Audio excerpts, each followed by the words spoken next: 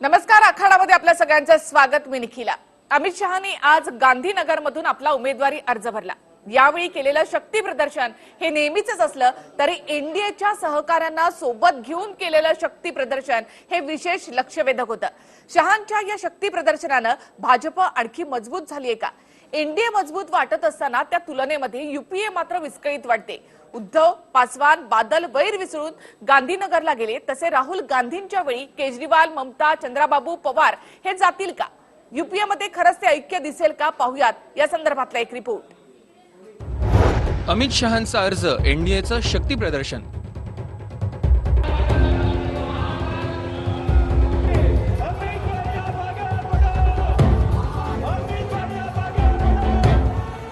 शहांवर टीका करणंही त्यांच्या फौजेत सामील. हमारा दिल मिल गया है. शक्ती प्रदर्शन करणं ही एनडीएची अपरिहार्यता आहे.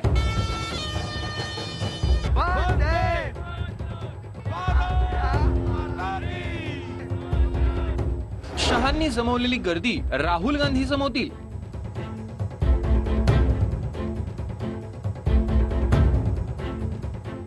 भाजपाध्यक्ष अमित शहा यांनी शनिवारी गांधीनगरमधून उमेदवारी अर्ज दाखल केलाय. हजारोंच्या संख्येनं उपस्थित कार्यकर्ते आणि एनडीएतील घटक पक्षांच्या नेत्यांचा गोतावळा जमवत भाजप अध्यक्ष अमित शहांनी जोरदार शक्ती प्रदर्शन केलं. शिवसेना पक्षप्रमुख उद्धव ठाकरे, शिरोमणी अकाली दलाचे नेते प्रकाशसिंह बादल, लोक जनशक्ती पार्टीचे नेते रामविलास पासवान आदी नेते यावेळी उपस्थित होते. त्यामुळे अमित शहांचं उमेदवारी अर्जाच्या माध्यमातून एनडीएनं आपल्या एकोप्याचं प्रदर्शन केल्याचं पाहायला मिळालं. भारत माता के आज ये देश का नेतृत्व कौन करेगा, मैं पूछता हूं तो अरुणाचल से कन्याकुमारी और कामरूप से लेकर गांधीनगर की आवाज आती है, मोदी मोदी मोदी मोदी मोदी. हमें सत्ता चाहिए, जरूर चाहिए, लेकिन कुर्सी के पागल नहीं है हम, कुर्सी के दीवाने नहीं है हम. तो यही मैं आह्वान विपक्ष को देता हूं. मेरी बात सुन लो. जैसे आप मोदी जी के नारे लगा रहे हैं, मैं विपक्ष को आह्वान देता हूं, चलो जैसे हम एक साथ आए हुए हैं, आपकी एक रैली करो और कार्यकर्ताओं को बोलो कि एक नाम लेकर नारे लगाओ. चलो, मेरा आह्वान है. भाजप अध्यक्ष अमित शहांचा अर्ज भरताना एनडीएतील घटक पक्षांनी त्यांच्यातलं वैर बाजूला ठेवत हजेरी लावली, मोठं शक्ती प्रदर्शन केलं. त्यामुळे आता काँग्रेस अध्यक्ष राहुल गांधी यांचा उमेदवारी अर्ज भरताना काँग्रेसला असं शक्ती प्रदर्शन करता येईल का, हा प्रश्न उपस्थित होतो. आणि त्याला कारण म्हणजे यूपीएतील अस्ताव्यस्तता. एनडीए अमित शहांच्या अर्जाच्या माध्यमातून एकत्र आली. 3 घटक पक्षाचे अध्यक्ष गांधीनगरमध्ये जमले. पण त्याचवेळी यूपीएची घडी मात्र अजूनही जुळलेली नाही. यूपीएचे 3 मेळावे झाले तरी पक्षांमधील दुरावा कायम आहे. त्यामुळे आता एनडीएतील घटक पक्ष जसे वैर विसरून गांधीनगरला आले, तसे अरविंद केजरीवाल, ममता बॅनर्जी, चंद्रबाबू नायडू आणि शरद पवारही यूपीएच्या भल्यासाठी आणि भाजपच्या पराभवासाठी राहुल गांधींच्या मागे उभे राहतील का, हा प्रश्न आहे. भारत माता के 2014 ते 2019 या 5 वर्षातील राजकीय स्थिती बऱ्याच अंशी बदलली आहे. एनडीएच्या घटक पक्षांना एकत्र येण्याची गरज त्यातनंच निर्माण झाली. 2014 मध्ये भाजपच्या नेत्यांनी एकट्यानं अर्ज भरले होते. वाराणसीत मोदींचा अर्ज भरताना देखील भाजपला मित्रपक्षांची गरज भासली नाही. पण 5 वर्षांच्या सत्तेनंतर स्वबळावर सत्ता येईल याबाबत भाजपलाही शाश्वती नसावी आणि त्यामुळेच विरोधकांच्या भीतीनं का होईना एनडीएतील घटक पक्षांना एकत्र यावं लागतंय. तर ही निर्माण झालेली दरी या दोन्ही पक्षाच्या नेत्यांनी ताबडतोब काळाची गरज समजून त्यांनी ती सांधण्याचा प्रयत्न चालवलेला आहे. त्याला आता ॲक्च्युली तळागाळातला जो मतदार आहे किंवा त्या पक्षाचा मतदार आहे तो त्याला किती प्रतिसाद देतो, खरोखरच त्यांची मनं सांधली जातात का, हे आपल्याला निवडणुकीनंतर कळेल. गेली 4 वर्ष सातत्यानं भाजप आणि त्यातही अमित शहांवर टीका करणारे उद्धव ठाकरे शनिवारी त्यांच्यासाठी गांधीनगरमध्ये गेले.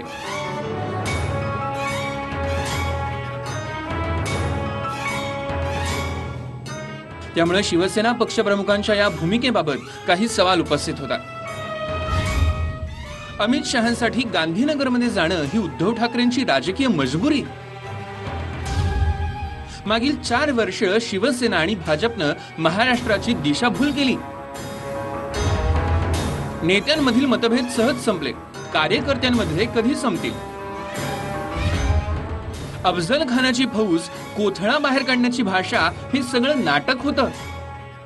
आणि ज्या प्रकारे शिवसेना भारतीय जनता पार्टी फेविकॉल का मजबूत जोड झाला आहे, त्याचप्रमाणे अर्जुनराव आणि रावसाहेब हा देखील आता फेविकॉल का मजबूत जोड झाल्याशिवाय राहणार नाही. एकंदरीतच अमित शहांच्या उमेदवारी अर्जाच्या माध्यमातून एनडीएनं आपण एकत्र असल्याचं दाखवण्याचा प्रयत्न केला.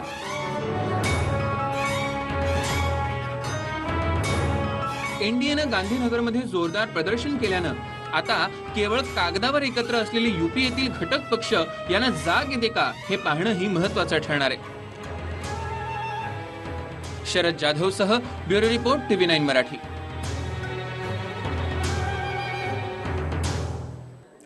एनडीए मधल्या सगळ्याच घटक पक्षांमध्ये खरं तर गेल्या 5 वर्षांमध्ये पराकोटीचे मतभेद होते. मात्र निवडणूक जवळ आल्यानंतर हे मतभेद मिटले. अमित शहानी स्वतः सगळ्या लहान लहान पक्षांसोबत देखील बोलणी सुरू ठेवली, त्यांची मनं जिंकली किंवा मनं वळवली असं आपण म्हणूयात. कारण उद्धव ठाकरेंचं वक्तव्य होतं की मनं जुळली आहेत, मतं जुळलीच होती, मात्र आता मनं देखील जुळलेली आहेत.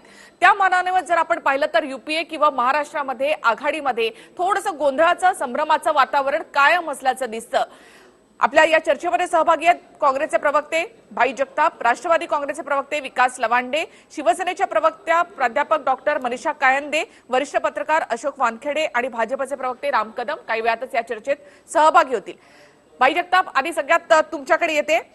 अमित शहांचं शक्ती प्रदर्शन तुम्ही देखील पाहिलं असेल. विशेष असं काही नाही, मात्र त्यामध्ये उपस्थित असलेले उद्धव ठाकरे, बादल, पासवान, पराकोटीचे मतभेद होते या सगळ्यांमध्ये. मात्र सगळ्यांचं मन वळवलं. एनडीए स्ट्रॉंग वाटते, भाजपचा वारू सुसाट सुटलेला आहे. अशा वेळेला युपीए किंवा काँग्रेस त्यांना कसं रोखणार?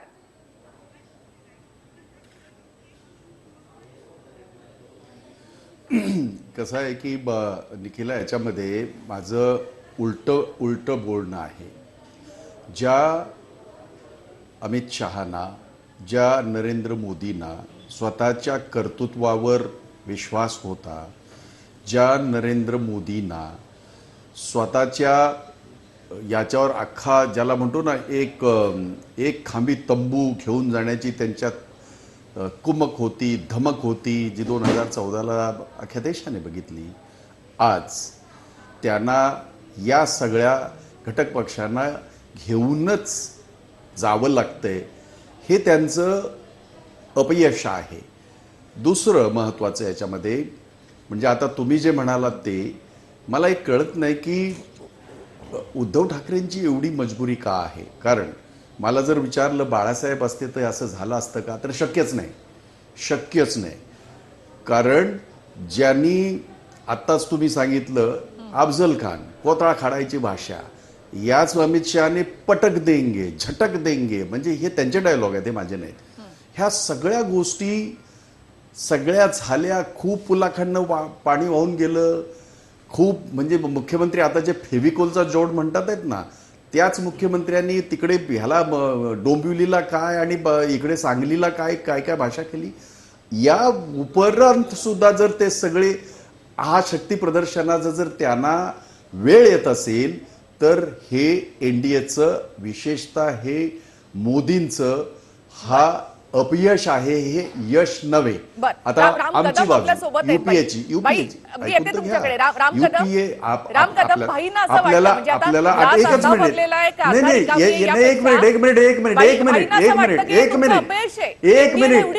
तुम्ही युपीए बद्दल बोलताय आणि तुम्ही ऐकून नाही घेणार. येते ना मी तुमच्याकडे पुन्हा एकदा युपीए साठी. युपीए 1, युपीए 2 जर तुम्हाला आठवत असेल तर तुम्ही आठवा ते. राम कदम यांच्याकडनं काय की काँग्रेसच्या अडचणीच्या काळात काँग्रेसला जेवढं यथायोग्य वाचवण्याचा प्रयत्न एकमेव नेते भाई जगताप करत असतात, जो आज दिसतोय.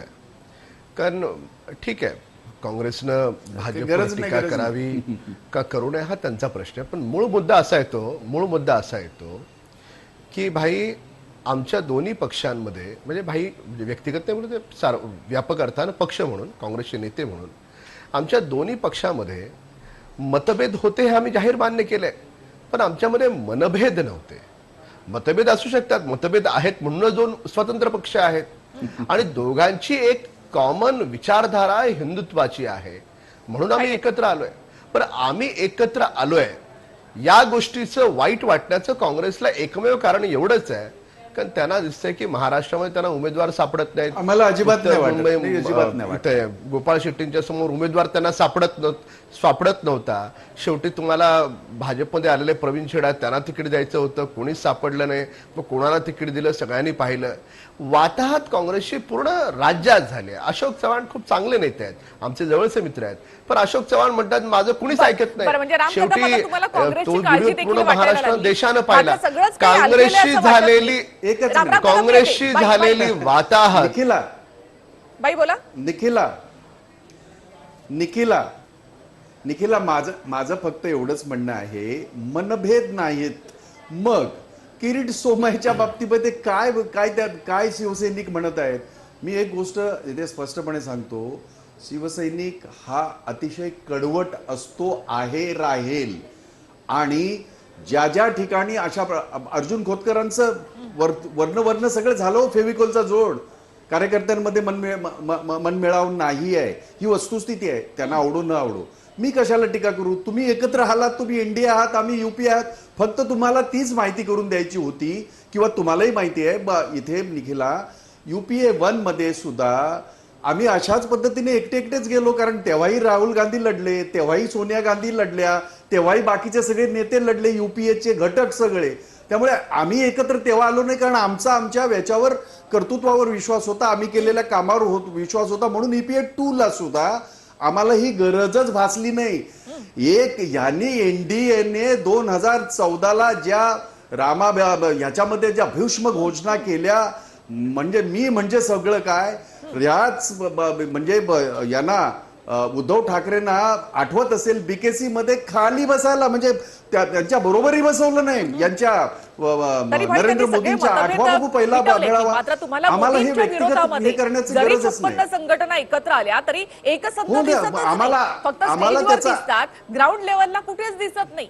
किंवा आज उमेदवारी अर्ज भरताना दिसत नाहीत, लढती देताना सुद्धा दिसत नाहीत. युपी मध्ये सुद्धा आपण पाहिलं, अखिलेश मायावती एकत्र, काँग्रेस बाजूला, इतर सगळ्याच ठिकाणी. इथे तुम्हाला महाराष्ट्रात वंचित बहुजन आघाडीला घेता आलं नाही, मनसेला सोबत घेता आलं नाही. पण आम्ही तिथे एकत्र नाहीच आहोत. मायावती, आम्ही युपी मध्ये मायावती असतील किंवा अखिलेश असतील यांच्या बरोबर आम्ही नाहीच आहे. आम्ही वेगळे लढतोय. निखिला, आपण लक्षात घ्या. त्यामुळे तिथे तो विषयच नाहीये. आम्ही तिथे वेगळे लढतोय. आम्ही बिहारमध्ये लढतोय, निखिला बंगालमध्ये आम्ही वेगळे लढतोय. तिथे नाही युपी. बोला राम कदम. नाही निखिला, भाई म्हणतात ते बरोबर आहे. युपी मध्ये काँग्रेस वेगळे लढत आहे. का तर समाजवादी पार्टी आणि BSPनी काँग्रेसला विचारलंच नाही. फार अपेक्षा होती राहुल गांधींची की BSP घेईल, सपा घेईल, दोघांनी लाथाडलं. काही हरकत नाही. माहिती होतं की ह्या दोन्ही पक्षांनी दोन्ही पक्षाने जर काँग्रेसला घेतलं तर देशभरात जी वाताहत झालेली आहे ती वाताहत त्या दोन्ही पक्षांची तिथेही होईल. म्हणून काँग्रेसला स्पर्श करायला देशभरात कुणीच तयार नाही, ही वस्तुस्थिती आहे. पश्चिम बंगालमध्ये तीच अवस्था आहे. महाराष्ट्रात काय झालं तेही आपण पाहतो. त्याचं कारण राम कदम, तुम्हाला जर ह्याच्यात आनंद वाटत असेल तर तुम्ही तो आनंद घ्या. परंतु 5 राज्यांमध्ये सक्षम विरोधी पक्ष असला पाहिजे. अशोक वानखेडे सर आहेत. अशोक वानखेडे सर, भाई म्हणतात की आम्हाला सगळ्यांना एकत्र येण्याची गरज भासत नाही. हा अति आत्मविश्वास आहे का काँग्रेसचा? आणि आज अमित शहानी सगळ्यांना बरोबर घेऊन जे काही जे प्रदर्शन केलेलं आहे, जे शक्ती प्रदर्शन केलेलं आहे, त्यामध्ये भीती सुद्धा आहे का कुठेतरी भाजपला? वानखेडे सर. नाही, मला असं वाटतं, विकासजी तुमच्याकडे असं मला वाटतं की भाई जगताप असे म्हणाले नाहीत की आम्हाला त्यांची जरूरत नाही. पण प्रत्येक पार्टीला आपलं स्थान क्रिएट करायची जरूरत असते. बदलच नाही. महाराष्ट्रामध्ये शिवसेनाचं पासून भाजप का दूर झाली? कारण भाजपला महाराष्ट्रामध्ये आपली पार्टी वाढवायची होती. जी पार्टी एकेकाळी उत्तर प्रदेशवर राज करत होती ती पार्टी संपूर्ण नष्ट झाल्यामुळे त्या पार्टीला पुन्हा वर आणण्यासाठी त्यांनी एकी लढाई, कारण प्रत्येक कॉन्स्टिट्युन्सीमध्ये आपले मतदार असले पाहिजे, तिथे कोणी एक बूथवर कोणीतरी एखादा एक माणूस दिसायला हवा, नाहीतर काँग्रेसला झेंडा लावायला घर नव्हतं. आता कुठे काँग्रेसला प्रत्येक जिल्ह्यात कमीत कमी 1, 4, 5, 10 घरं तर दिसतात, त्यामुळे ती वेगळी. पण आज जे गुजरातमध्ये शक्ती परीक्षण झालं ती मजबुरी होती भारतीय जनता पार्टीची, कारण मागच्या विधानसभेमध्ये जवळजवळ 30 सभा घेतल्या एका छोट्या राज्यात पंतप्रधानांनी. 2 महिने अमित शहा, चाणक्य ऑफ इंडियन राजनीती, तिथे कॅम्प करून बसले होते. 16 मुख्यमंत्री, पूर्ण कॅबिनेट करून सुद्धा 100चा आकडा विधानसभेत घेऊ शकले नाही. तो एक आत्मविश्वास कुठेतरी डगमगला. त्यानंतर मोदी आणि शहा जेव्हा गुजरातच्या बाहेर आले तेव्हा तिथे भाजपामध्ये एक अराजकताची स्थिती आहे. अशा वेळेला प्रियंका गांधीचं मागच्या वेळेला जे भाषण झालं त्या भाषणाने खरोखरच जेवढे सेफॉलॉजिस्ट होते किंवा जेवढे राजनीतिक विश्लेषक आहे त्यांनी सुद्धा बोलायला सुरू केलं की काँग्रेसला कमीत कमी 10 ते 12 सीट तिथे निघू शकतात. याच्यामुळे आता त्या गुजरातमध्ये जर काँग्रेसला 6 किंवा 7 जरी सीट मिळाल्या किंवा गुजरातमध्ये 26च्या 26 सीट जर बीजेपी घेऊ शकलं नाही तर ही बीजेपीला फार मोठी अडचणीची गोष्ट येणार आहे येणाऱ्या पुढच्या वेळेला.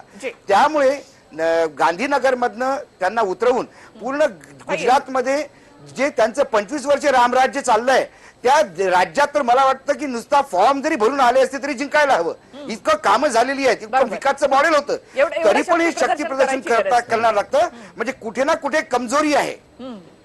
अगदी महत्वाचा मुद्दा मांडला तर वानखेडे सर. आणि आता भाजपचे प्रवक्ते म्हणतात की त्यांना उर्मिला मातोंडकर आणली, पण दिल्लीमध्ये मग तुम्ही एक क्रिकेटर उचलून आणला, कारण तुम्हालाही दिल्लीमध्ये आता कॅन्डिडेट मिळत नाही.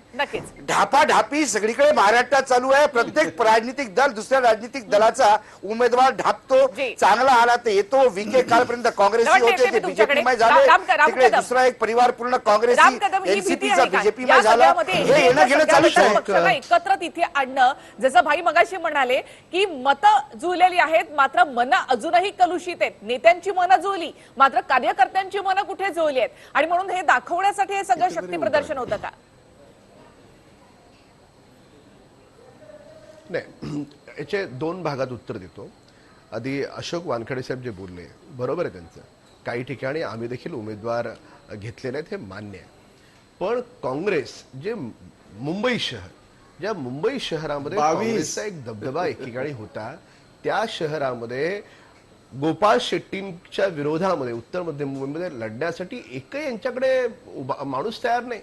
ही शोकांतिका वानखेडे साहेब आपल्याला देखील मान्य करावी. राम कदम, तुमच्यामधली शोकांतिका सांगू का मी तुम्हाला? तुम्हाला सुजय विखेंना घ्यावं लागलं, तुम्हाला रणजितसिंह मोहिते पाटलांना घ्यावं लागलं, तुम्हाला तिथे निंबाळकरांना आपल्या पक्षामध्ये घ्यावं लागलं आणि उमेदवारी द्यावी लागली. असं होऊ शकतं कदम साहेब? एक बोट जेव्हा तुम्ही पुढे करता किंवा 4 बोट पुढे करता, आता ह्याला व्यक्ती सापेक्ष कसं, एक मिनिट आता तुम्हाला मला उत्तर द्यायला बोला राम कदम बोला. सुजय विखे पाटलांना वडील काँग्रेस, सुजय विखे पाटील वडील काँग्रेसचे विरोधी पक्ष नेते असताना त्यांना काँग्रेसमधून लढावंसं नाही वाटलं, त्यांना भाजपमधून लढावंसं वाटलं. हे काँग्रेस मान्य करा तुम्ही. रणजितसिंह मोहिते पाटलांना, रणजितसिंह मोहिते, ऐका निखिला, त्या पक्षातल्या लोकांना भाजपमध्ये काय यावंसं वाटलं याचा मूळ विचार करा ना. त्यांना त्या पक्षात राहावंसं का नाही वाटलं? रणजितसिंह मोहिते पाटलांना राष्ट्रवादी का सोडावीशी वाटली? इतकं मोठं महाराष्ट्रातलं घराणं, त्यांनाही भाजपमध्ये काय यावंसं वाटलं याचा विचार करा. निवडणूक आल्यानंतर आणलेले नाहीयेत, हे नवीन नाहीये. मात्र या सगळ्यामध्ये असं शक्ती प्रदर्शन करण्याची मुळात गरज का भासली आणि खरंच युपीए विस्कळीत आहे का? विकास लावांडेंकडे सुद्धा आपण जाणार आहोत. एक छोटासा ब्रेक इथे आपण घेऊयात आणि आपण लगेच परत येऊया.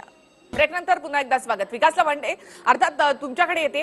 इथे सगळी जरी म्हणजे एनडीए मध्ये अमित शहानी सगळ्यांची समजूत काढून एकत्र एक घट्ट एनडीए इथे आपल्याला दिसते, तसं युपीए मध्ये मात्र दिसत नाही.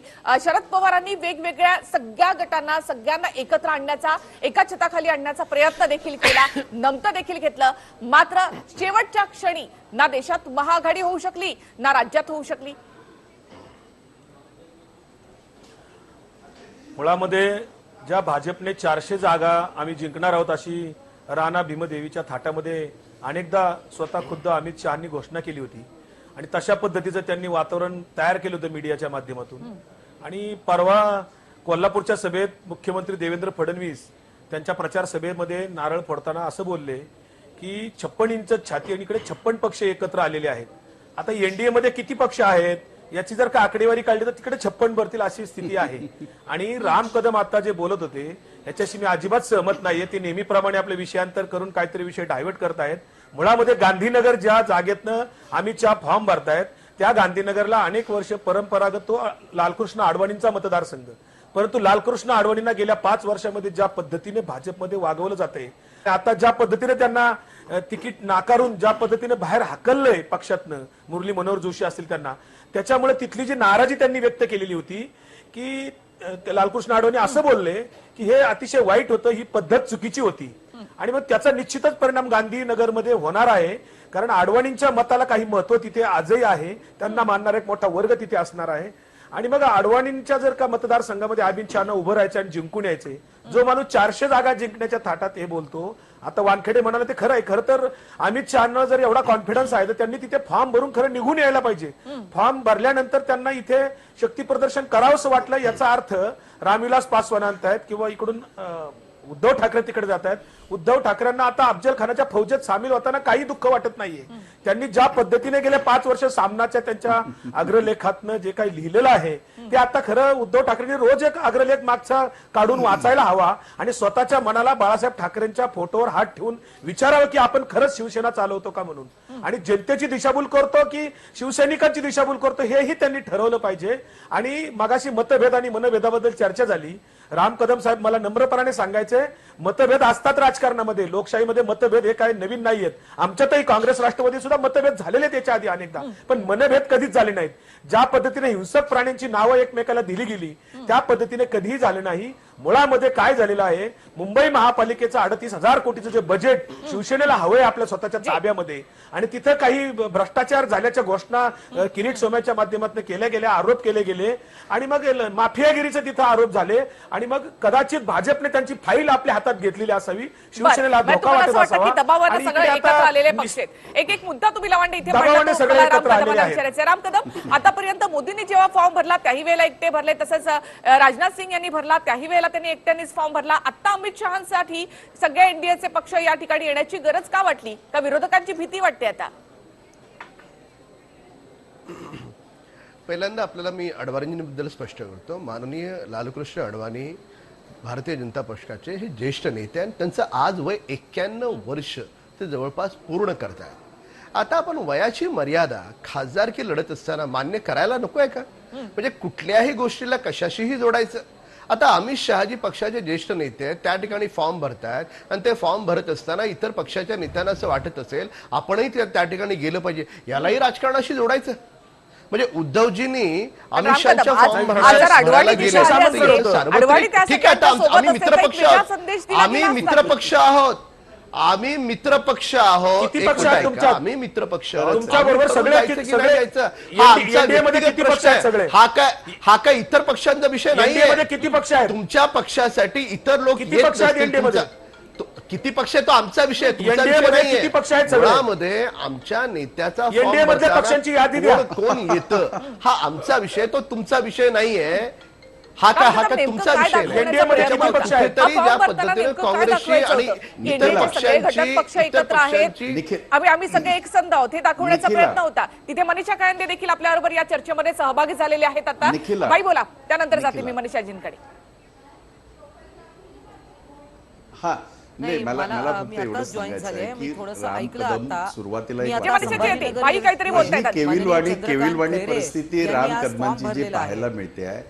अहो आमच्याकडे हे नाही, उमेदवार नाही. उर्मिला मातोंडकरचं बोलले आपल्या फक्त माहिती करता राम कदमजी, उर्मिला मातोंडकरांचे वडील हे ट्रेड युनियनिस्ट, बँकिंग खात्यामध्ये ते स्वतः ट्रेड युनियनिस्ट, अतिशय समाजवादी विचाराचा माणूस, पुरोगामी विचाराचा माणूस. त्यांच्या घरामधली परंपरा आहे ती. काय बोलतोय आपण, जरा अभ्यास करा. आणि राहिली गोष्ट, तुम्हाला फक्त एकच उदाहरण देतो. अहो गोपाळ शेट्टीचं जर सोडाच, परंतु राम नाईकांसारखा दिग्गज माणूस त्यावेळेला जेव्हा आम्ही ह्याला गोविंदाला तिकडे तिकीट दिलं तेव्हा तुम्ही ह्याच्यापेक्षा जास्त बोलत होतात. त्या गोविंदाने लोळवलं ना याला राम नाईकांना हे विसरलेलं दिसत आहे तुम्ही. 5 त्यामुळे वर्षात फक्त 10 तुमच्या लाख पक्षामध्ये तुमच्याकडे एकाही मतदाराला एकही पत्र दिलं नाही. एक मिनिट, तुमच्याकडे नाही त्या हे लक्षात घ्या. भूमिगणाने 5 सगळीकडनं वर्षाच्या तुम्हाला काँग्रेसचे ब्रेक घ्यायचंय. मात्र या सगळ्यामधून एक वेगळा संदेश जातोय का? खरंच युपीए एकसंध आहे का? आणि माझा जो प्रश्न होता की राहुल गांधींसाठी इतर केजरीवाल असोत किंवा मग मायावती असोत, ममता बॅनर्जी असोत, हे सगळे एकत्र राहून ही युनिटी दाखवणार का? एक छोटासा ब्रेक ते घेऊयात आणि आपण लगेच परत येऊया. अमित शहांच्या या शक्ती प्रदर्शनामध्ये सगळ्यात विशेष होतं ते म्हणजे उद्धव ठाकरे यांची उपस्थिती. मनीषा कांदे, उद्धव ठाकरे म्हणत होते की अफजल खानाचा कोथळा काढी. इथे तर अफजल खानाचा फॉर्म भरण्यासाठी उद्धव ठाकरे गांधीनगरला गेले. अशा प्रकारचे जोक्स सध्या सोशल मीडियावर व्हायरल होत आहेत. का अशी गरज पडली? ही राजकीय अपरिहार्यता होती का उद्धव ठाकरेंसाठी? नाही, अजिबात असं काही नाहीये. मुळात म्हणजे अमित शहांना अफजल खान म्हटलं हे कधी असं उद्धवजींनी म्हणजे त्यांना उद्देशून म्हटलं असं काही तुम्ही एखादा मला रेफरन्स दाखवा. त्यावेळा आम्ही एकटे लढलो विधानसभेला, लोकसभेला मागच्या युती होती आणि कितीही आमच्यावर आक्रमणं झाली तरी किंवा आम्ही किती एकटे असलो तरी आम्ही खंबीरपणे लढू शकतो. हा तेव्हाचा तो मेसेज होता उद्धवजींचा आणि ते काय अमित शहांना उद्देशून नव्हतं.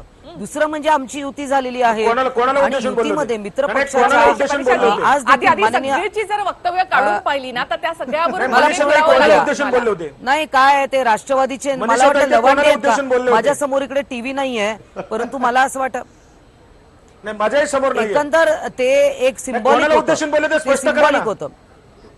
ऐका ना, कोणाला उद्देशून बोलले सिंबॉलिक आहे म्हटलं ना, मी सिंबॉलिक म्हणजे काय की मी ते सिंबॉलिक होतं. अफजल खानाची फौज कोण? निवडणुकीमध्ये अफजल खानाची फौज आहे. ही अफजल खानाची फौज निवडणुकीमध्ये जे तुम्हाला उत्तर द्यायचंय का? मी उत्तर द्यायचंय का? आता देऊ द्या, नाही तर सोडून द्या ना विषय. लवंडे, तुम्ही एकच प्रश्न मला 4दा विचारता, माझं उत्तर वेगळं नाहीये. नाही, त्यांना फार घाई झालेली आहे, त्यांच्या हातात सत्ता येणार नाहीये. त्यांनी उगीच उलट सुलट काही बोलू नये. पहिली गोष्ट म्हणजे अमित शहांना उद्देशून ते वाक्य नव्हतं. ते एक सिंबॉलिक असं होतं की कोणी किती आमच्यावर कुठूनही आले तरी आम्ही समर्थ आहोत. त्यावेळची ती परिस्थिती होती. आता जसं आज या ठिकाणी माननीय चंद्रकांत खैरेंनी फॉर्म भरला, आज मी संभाजीनगरहून बोलते, तिकडे हरिभाऊ बागडे देखील फॉर्म भरायला आले होते माननीय चंद्रकांत खैरे यांचा. तर इतर आमचे जे घटक पक्ष आहे युतीतले त्यातले एकमेकांचा फॉर्म भरण्यासाठी गेलं तर त्यात लवंडेंना काय पोटशूळ आला किंवा काय पोटात दुखलं, का पोटात त्यांना दुखतंय? म्हणजे आमची युती झाली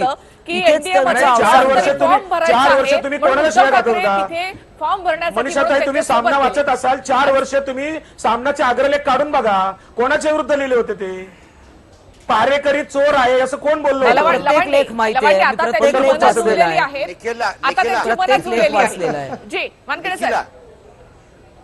आज तर त्यांचं पोटदुखी आहे, लवांडेची हीच पोटदुखी आहे की आमचं पुन्हा आमची मैत्री झाली आहे. याच्यामध्ये विपक्षाने उठला नाही.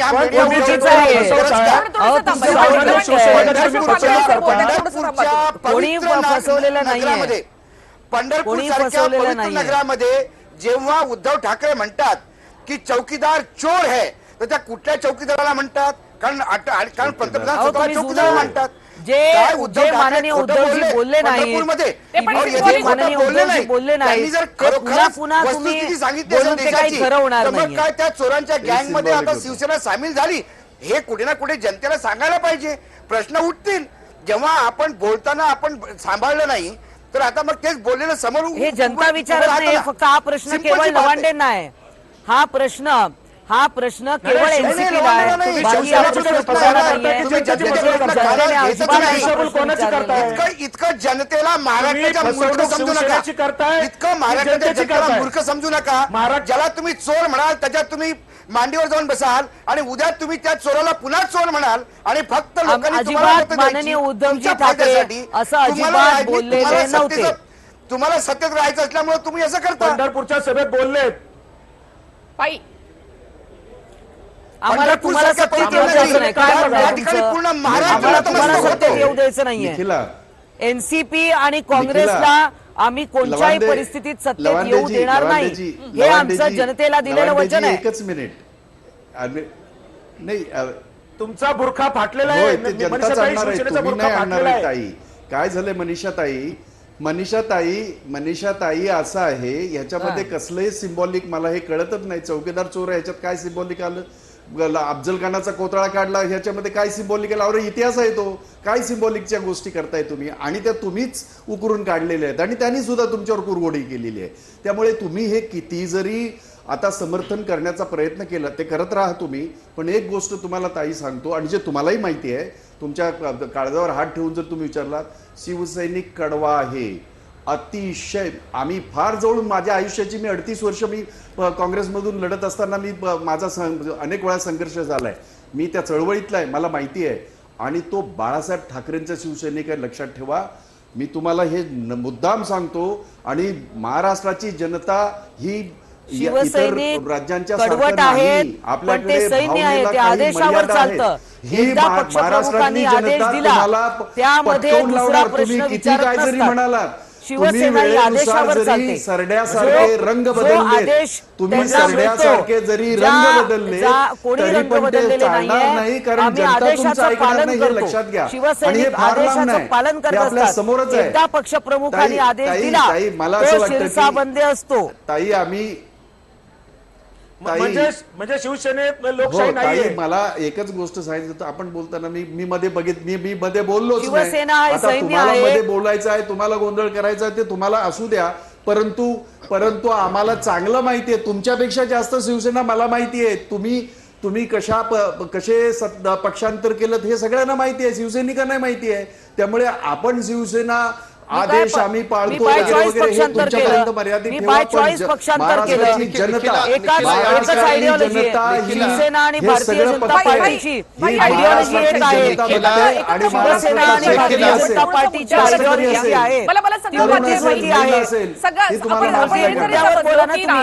माझ्यावर वैयक्तिक बोलून तुम्हाला काय तोंडसूक घ्यायचं ते घ्या. इंडियाच्या बरोबर मला माझ्या वैयक्तिक काय बोलायचंय, मी भाजपमधनं सेनेत आली, सगळ्या दुनियेला माहिती आहे. आणि त्याच्यामध्ये माझं काय चुकलंय? आली आहे हो. आणि दोन्ही पक्षांची आयडिओलॉजी ही जवळपास सारखी आहे. नाही, तुमचं चुकलं असं म्हटलंच नाही. काय आयडिओलॉजी आहे तुमची? तुमचा चॉईस आहे तो ताई, काय आयडिओलॉजी? चॉईस आहे तो, कोण चुकलं असं म्हटलं नाही.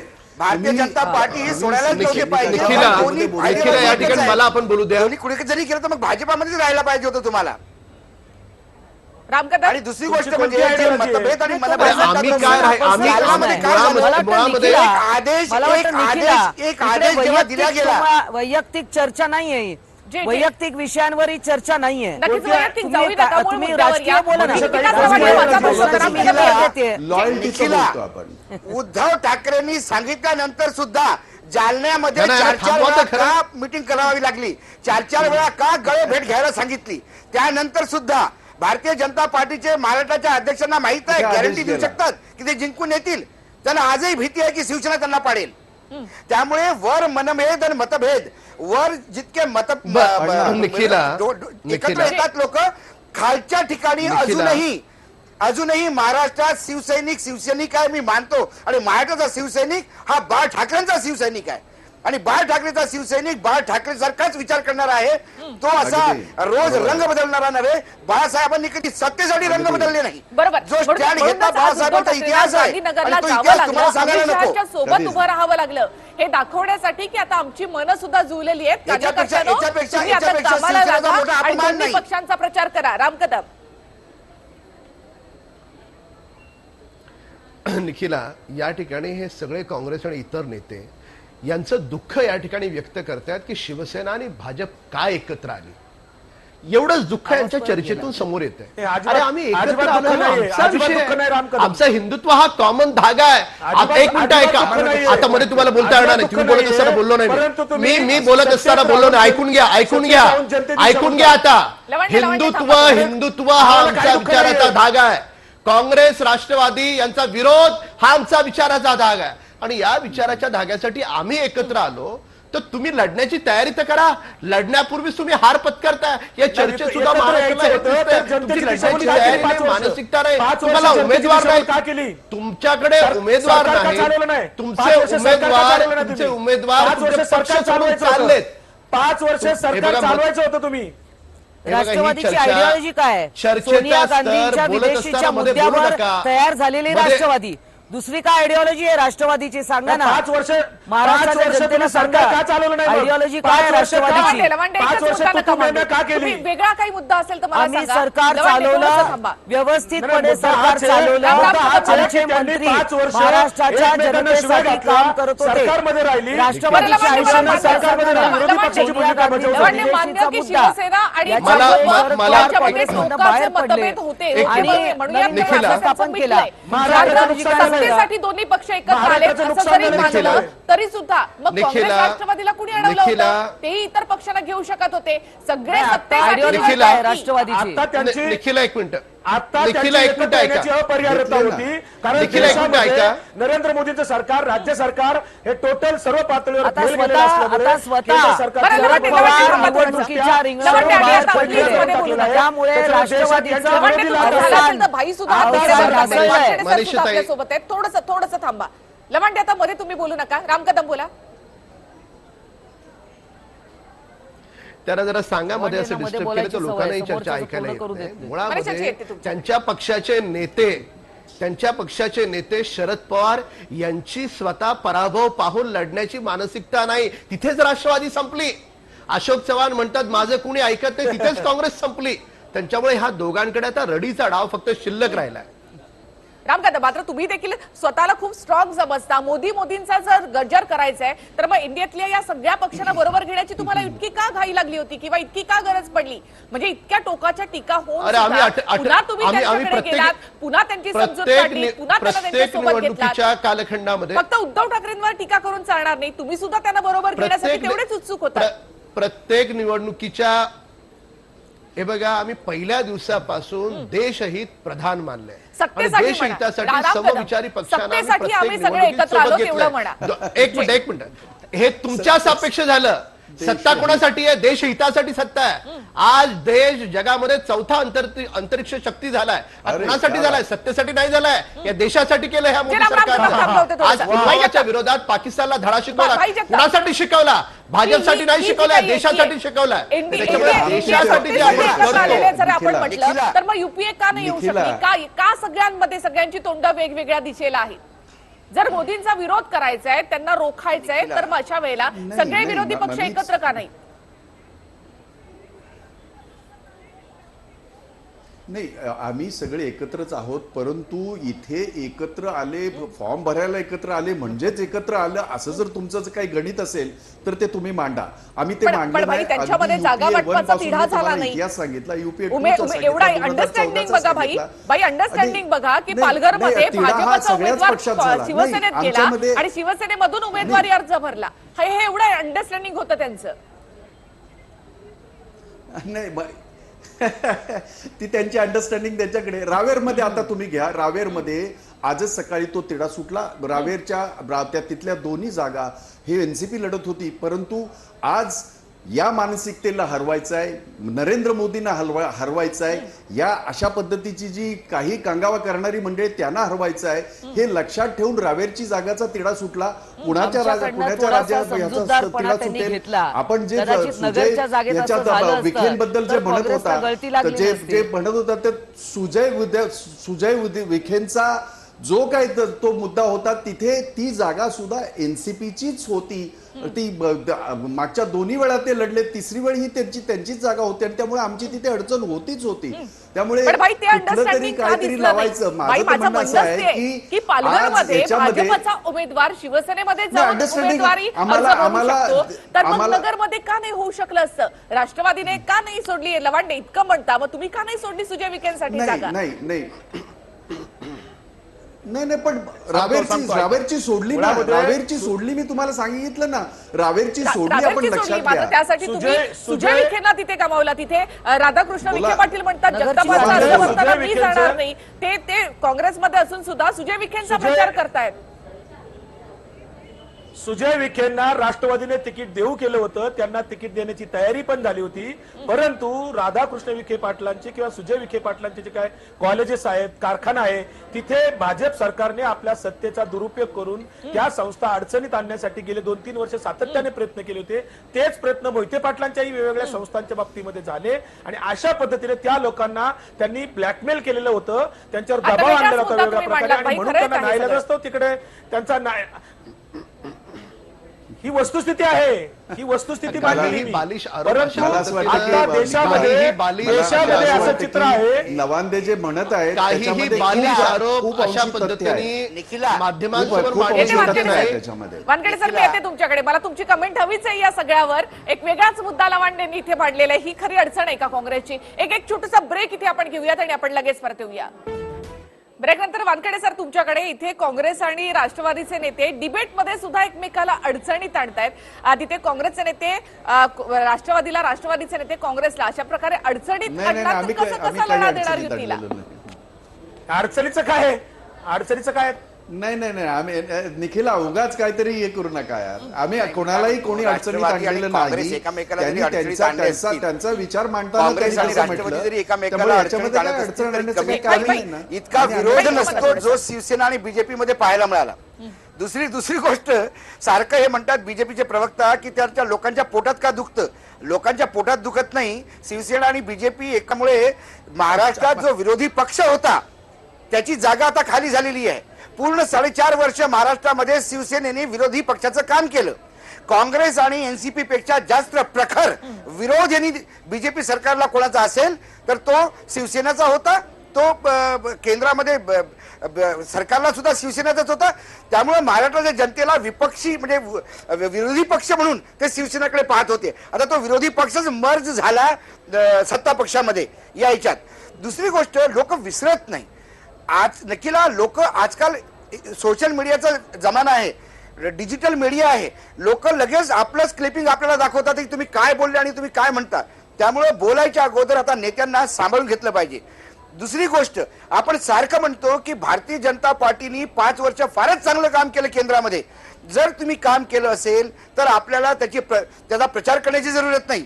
या देशाची लोक इतकी मूर्ख नाहीत की तुम्ही चांगलं काम केल्यावर सुद्धा तुम्हाला हरवतील निवडणुकीत. सारखं का सांगावं लागतं, सारखं पाकिस्तानमध्ये का घेऊन जावं लागतं विषय, लोकल का बोलत नाही. आतापर्यंत शिवसेना आणि बीजेपी हे दोघे सत्तेत होते. 12,000 शेतकऱ्यांनी आत्महत्या केली महाराष्ट्रामध्ये, जो डबल आकडा आहे मागच्या 4 वर्षापेक्षा.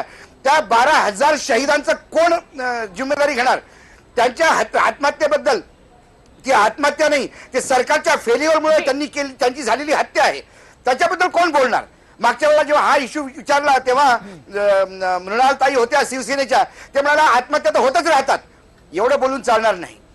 एक बैल गाडीभर घेऊन, डॉक्युमेंट घेऊन मुख्यमंत्री गेले होते औरंगाबादच्या हायकोर्टमध्ये आणि त्यांनी सांगितलं की मी 100 सत्तेत आले आम्ही जेलमध्ये टाकू. कोणाला टाकलं जेलमध्ये? नीलमताई गोरे. अजितदादा पवारांच्या बद्दल जर इतकं तुम्ही बोलला, ते आरोपी आहेत आणि त्यांना जेलमध्ये टाकू, तर मग ते जेलच्या बाहेर का? हे सगळे प्रश्न आता याची उत्तरं जनतेला द्यावी लागतील. आणि तुम्ही तसं म्हणू शकत नाही की आम्ही विरोध केला, आम्ही केलं तर मग पुन्हा एकत्र कसे आले? सन्मान आणि आत्मसन्मान. शिवसेनाचा जो बेस आहे तो आत्मसन्मानचा होता, तो मराठीपणाचा होता.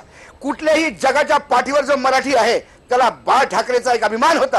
कारण मराठी रक्तासाठी, मराठी माणसासाठी जो समोर खंबीरपणे उभे राहतो, ज्यांनी शिवसेना उभी केली, तो मराठी माणूस जेव्हा एका गुजरात्या समोर हातप्रत होतो, तेव्हा मग तो मराठी माणूस जो शिवसेनेला साष्टांग दंडवत घालायचा, तो आज प्रश्न विचारतो हे असं का जय गुजरात म्हणावं लागलं? याची उत्तरं कुठे ना कुठे तुम्हाला द्यावी लागतील, नाहीतर जनता निवडणुकीत देईल. त्यांचं भाषण संपलं असेल तर मी बोलते. त्यांचं भाषण संपलं असेल तर मी बोलते. बरोबर आहे. असं असे कटू शब्द जेव्हा तुम्हाला प्रश्न विचारतो तेव्हा ते भाषण वाटतं. कारण प्रश्नाची उत्तरं नसली, कारण जुमलेबाजी आम्ही करत नाही, आम्ही पत्रकार आहोत, आम्ही प्रश्न विचारतो. तुमचं झालं असेल तर मी बोलते. निखिला, बिलकुल बोला, बिलकुल बोला. निखिला, त्यांनाच बोलायचं असेल तर आम्ही कानाला इयरफोन लावून बसतो. असं आहे, हे जे इतकं तावातावाने बोलतात आहे, शिवसेना कुठेही झुकलेली नाहीये. आणि गेले 4 वर्ष जनतेच्या हितासाठी आम्ही आवाज उठवला. राष्ट्रवादी आणि काँग्रेस पक्ष हे नाकर्तेपणा, ते विरोधी पक्षाची भूमिका करू शकलेले नाही. तिकडे ते सपशेल फेल गेले. आणि म्हणून सरकार जर का चुकत असेल, सरकारची ध्येय धोरणं चुकत असतील, तर ते आम्ही त्यांच्या मागे आम्ही फरफट होऊ दिले नाही. आम्ही विरोध केला. जिकडे सेटराईट करायचं होतं तिकडे सेटराईट केलं. आता देखील आमची युती झाली. त्या कुठल्या 4-5 मुद्द्यांवर आम्ही युती केली. आयडिओलॉजी आमची होतीच. तिकडे जर का सपा आणि बसपा ज्यांची काही आयडिओलॉजी नाही असे असे पक्ष एकत्र येऊ शकतात, तर ज्यांचे कुठेतरी विचार जुळतात अशांनी एकत्र का येऊ नये. थांबा, आता बोलू नका मध्ये. तुमचं मी 5 मिनिटं भाषण ऐकलेलं आहे. त्याच्यानंतर दुसरा मुद्दा, तुम्ही जे लोटांगण घातलं, तर उद्धवजी त्यांचा फॉर्म भरायला गेले म्हणजे काय लोटांगण आहे का? त्याच्यात काय लोटांगण म्हणायचं का? तुम्ही कुठला शब्द प्रयोग करताय? जर का तुम्ही स्वतःला शिवसैनिक म्हणतात तर अशा पद्धतीची भाषा पक्षप्रमुखासाठी वापरणं तुम्हाला योग्य वाटते का? आज सगळे शिवसैनिक देखील तुम्हाला बघतायत की तुम्ही काय भाषणं बोलताय. आणि त्यानंतर स्वतः माननीय अमित शाह त्या ठिकाणी मातोश्रीवर आले आणि पुढची सगळी गोष्ट तुम्हाला हकीकत माहिती आहे. आता हे जे तुम्ही वारंवार बोलताय आणि कुठेतरी जनतेची दिशाभूल करण्याचा प्रयत्न करताय, ती कृपा करून थांबवा. आणि तुम्ही जर का स्वतःला सच्चे शिवसैनिक म्हणत असाल तर तुम्ही अशा प्रकारची भाषा बोलता कामा नये अशी मी तुम्हाला विनंती करते. मनीषाजी, आता 4.5 वर्षामध्ये ज्याची काही वक्तव्य होती, बस सामनामधले अग्रलेख असत किंवा मी शिवसैनिक नाही आहे. निखिला, मी फक्त उत्तर देतो. मी शिवसैनिक नाही आहे. एक मी पत्रकार आहे. मी मराठी आहे. मी दिल्लीमध्ये असतो आणि मराठी का पूर्ण देशात विश्वात जिथे मी गेलो तिथे बाळ ठाकरेच्या नावाने मराठी माणसाला विचारलं जातं, शिवाजी महाराजांच्या नावाने विचारलं जातं. बाळ ठाकरेंना मी भेटलेलो आहे, मी पाहिलेलं आहे, मी बोललेलो आहे, त्यांचं ऐकलेलं आहे. जर तुम्ही म्हणता नेतृत्वाबद्दल, ते माझे नेतृत्व करत नाहीत. उद्धव ठाकरे माझे नेतृत्व करत नाहीत. जर बाळ ठाकरे नाहीतर मग शिवसेना फुटली नसती, राज ठाकरे बरंचसं बोलायचं आहे ताई, बोलायला चॅनलचा वेळ पुढे पडणार नाही.